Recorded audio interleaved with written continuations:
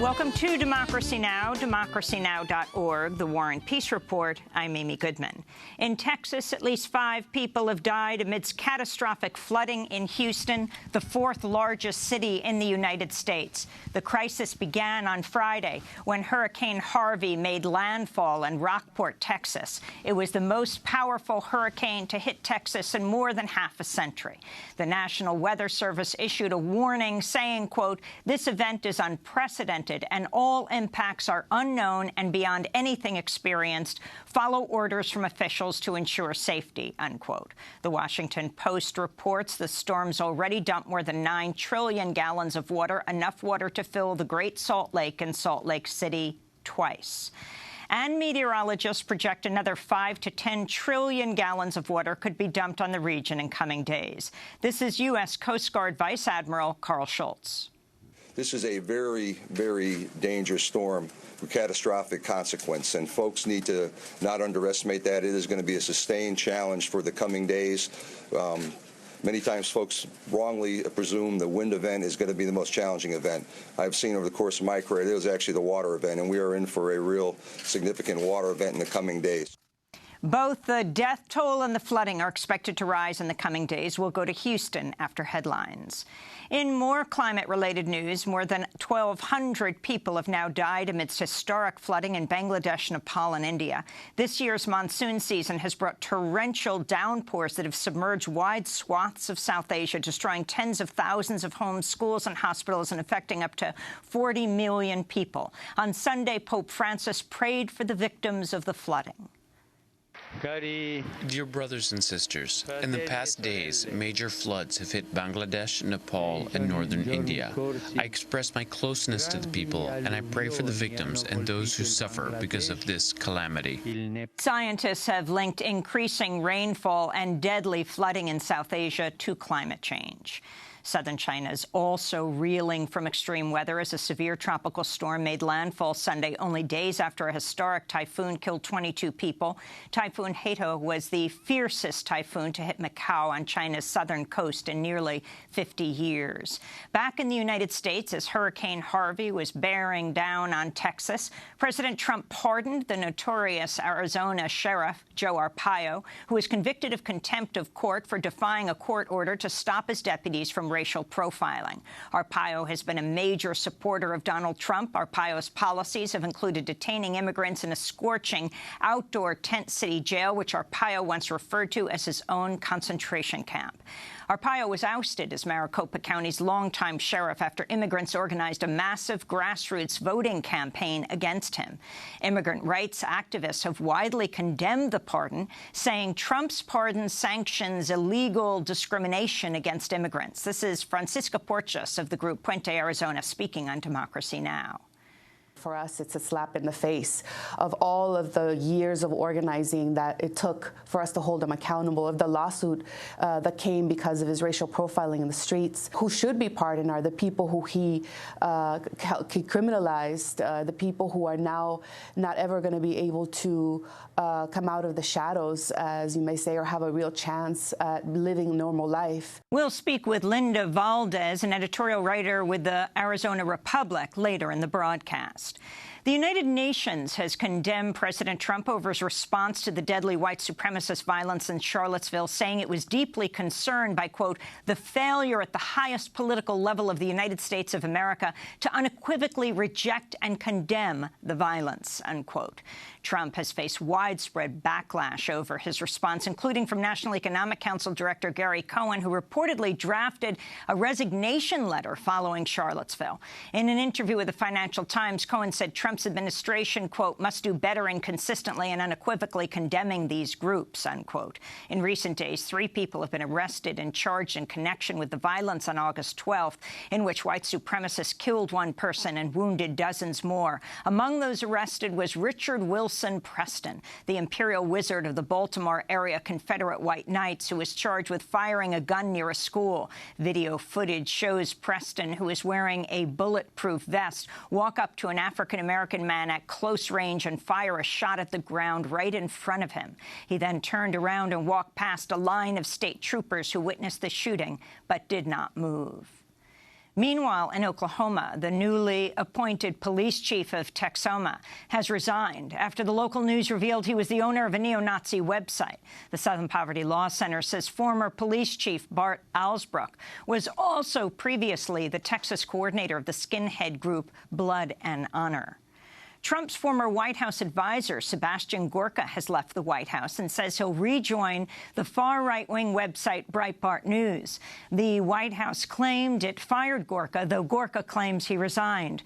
The Jewish newspaper, The Forward, has reported Gorka has ties to a Hungarian far-right Nazi-allied group and that he supported an anti-Semitic and racist paramilitary militia in Hungary while he served as a Hungarian politician. At Breitbart, Gorka will work alongside former White House chief strategist Steve Bannon, who also left the White House earlier this month.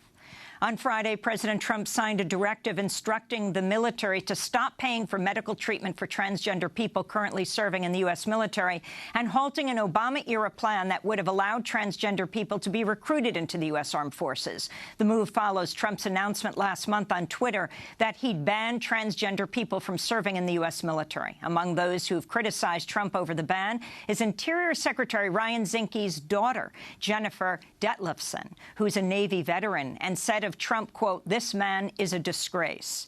This is ACLU attorney Chase Strangio speaking on Democracy Now! Friday just before Trump signed the memo. The reality is that the military has $1 billion in their budget for health care. This is a fraction of that, and what it reflects is a misunderstanding and discrimination of transgender individuals. The U.S. military currently spends about $8.4 million on medical services for transgender troops, a fraction of the military's budget. In contrast, the Center for American Progress says President Trump has run up a $29 million budget on his 11 trips to his private golf resorts, Mar-a-Lago and Bedminster, so far this year. In Yemen, a U.S.-backed Saudi-led airstrike killed at least 16 civilians when it struck a residential neighborhood in the capital Sana'a on Friday morning. Among the victims were 8 children. The United Nations says at least 42 civilians were killed by Saudi-led bombing last week alone. In Somalia, U.S. soldiers and Somali troops carried out a raid in which 10 people were shot dead, including 3 children, in a village near the capital, Mogadishu, on Friday.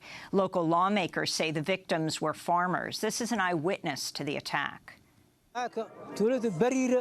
American forces attacked us in our farms and killed these people, including children.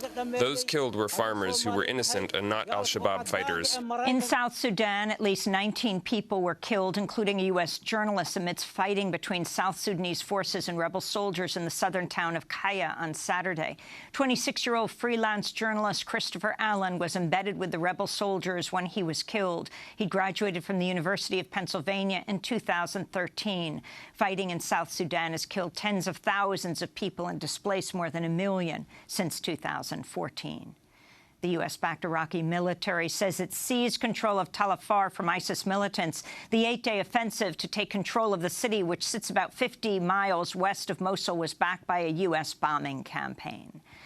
In Afghanistan, a suicide bomb attack at the entrance to a Shiite mosque in the capital, Kabul, killed up to 30 people gathering for Friday prayers. ISIS militants have claimed responsibility for the attack. Meanwhile, at least 13 Afghan soldiers and civilians were killed in a suicide bomb attack on a military convoy in Helmand province Sunday. The Taliban has claimed responsibility for the attack.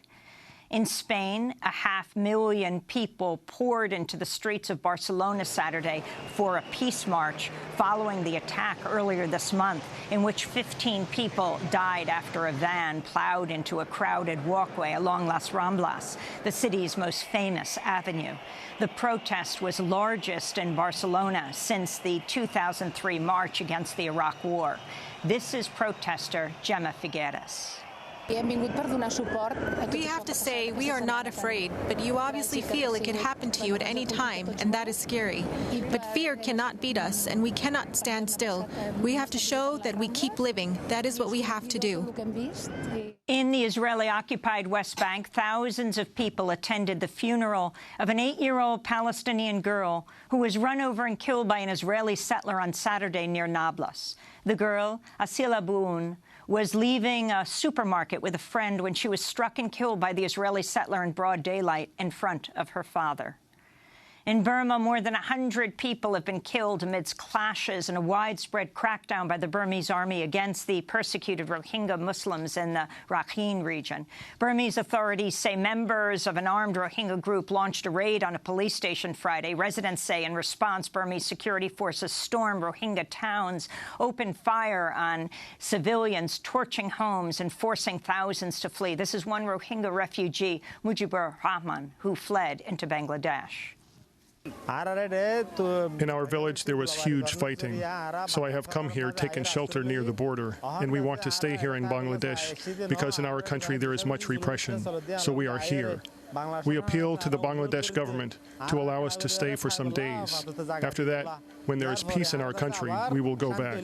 Rohingyas have long faced persecution and violence in Burma, where they're denied citizenship. In Guatemala, protesters poured into the streets of Guatemala City Sunday to protest against corruption amidst a standoff between Guatemalan President Jimmy Morales and the highest court over whether Morales could expel the head of a UN anti-corruption task force. President Morales ordered the expulsion of Ivan Velázquez, the head of the International Commission Against Impunity in Guatemala, Sunday, only days after the commission said the president should be investigated for illegal campaign financing. Only hours later, Guatemala's Constitutional Court suspended the president's order. This is protester Patricia de León. The problem the president has is not just the allegations against him and his family. He's a president who has not carried out his duties in these 2 years, and the people of Guatemala are sick of so much poverty, of so much corruption, highways you can't use, children who are malnourished, and there's been no position from this government. Morales is a clown, a buffoon, corrupt. President Morales, a former comedian, was elected in 2016 after massive anti-corruption protests ousted the now-jailed former president, Otto Pérez Molina, who is also formerly a U.S.-backed military leader during Guatemala's dirty wars.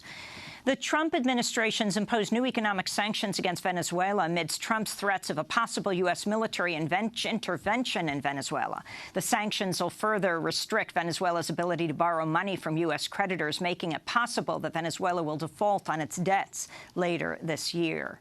The Trump administration slated to lift a ban on the transfer of military equipment to local police departments. The 1033 program was halted after widespread protests and outrage following the local police's military-style occupation of Ferguson, Missouri, amidst the uprising over the police killing of unarmed African-American teen Michael Brown.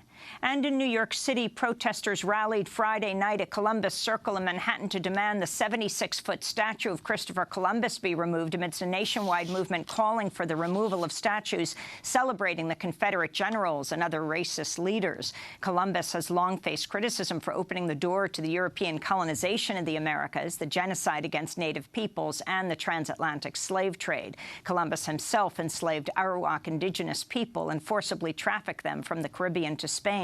New York City Mayor Bill de Blasio says he's considering ordering the removal of the Columbus statue in Manhattan.